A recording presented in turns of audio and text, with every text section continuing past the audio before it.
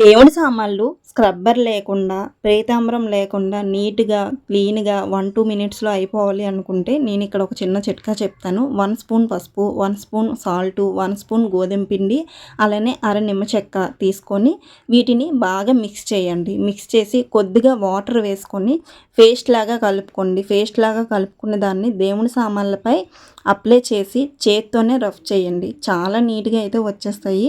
ఇక్కడ మీరే చిన్న డిఫరెన్స్ చూపిస్తాను చూడండి. ఆ చెంబుకి ఈ చెంబుకి కలర్ తేడా వచ్చిందో లేదో, అలానే ఈ నల్లగా ఉన్న దీపం గుందిని కూడా నీట్‌గా ఆ నలుపుదనం లేకుండా అయితే చేసేయవచ్చు. 1, 2 మినిట్స్‌లో మాత్రం మనం క్లీన్ చేయొచ్చండి. ఇవి రోజు దీపారాధన చేసుకొని, రోజు దేవుడి సామాన్లు తోమడానికి టైం పట్టేస్తుంది అనుకున్న వాళ్ళకి చాలా ఉపయోగపడుతుందండి. మరి నా వీడియో మీకు నచ్చితే మాత్రం లైక్ చేసి సబ్స్క్రైబ్ చేసుకొని ఫాలో కూడా చేయండి. దేవుడి సామాన్లు చూసారా ఎంత నీట్‌గా తళతళ మెరిసిపోతూ ఉన్నాయి. Bye bye.